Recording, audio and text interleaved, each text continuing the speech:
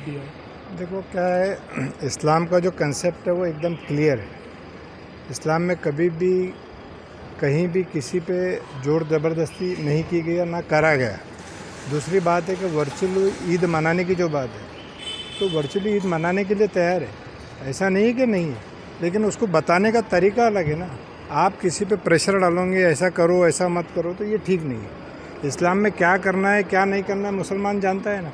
जैसा हमारे समाज के जो पद्धति वो हम जानते हैं, दूसरे समाज की जो पद्धति थी वो जानता है।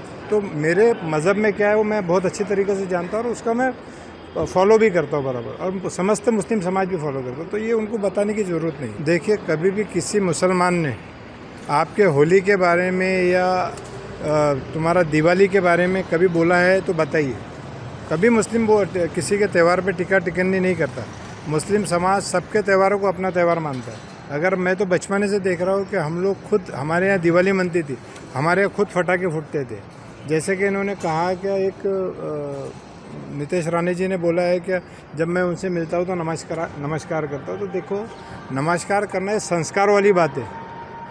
चाहे हम हमारे दोस्त से मिले, दुश्मन से मिले, भाई से मिले, पड़ोसी से मिले, तो ये हमारे संस्कारों वाली बात है। अब वो क्या संस्कारी जैसे लोग, हम संस्कारी लोगों के साथ रहते हैं। मैं देवेंद्र जी के साथ रहता हूँ, गडकरी जी के साथ रहता हूँ, तो उनके संस्कार है मुझ में। अब आप भी अगर उनके संस्कार लोगे तो ये सब लफड़ा नहीं होगा।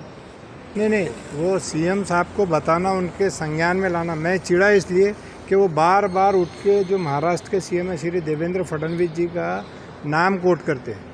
व्यक्तिगत मैं कोई भी बयान दूँ, मैं खुद दूँ ना, उनका नाम लेके क्यों दूँ? ये बात बिल्कुल सही नहीं। और उनके पास इतना समय नहीं है, तो उनका नाम खराब करने की कोशिश कोई भी करेंगे, चाहे वो पार्टी के अंदर का हो बाहर का हो, तो उसको जवाब ज़रूर मिलेगा। आप खुद अपना कोट करिए ना। वो उनके पास इतना समय नहीं, उनके पास विकास के काम से दूसरे कामों के लिए फुर्सत नहीं है। ये सब वो लफड़ेबाजी में वो रहते नहीं।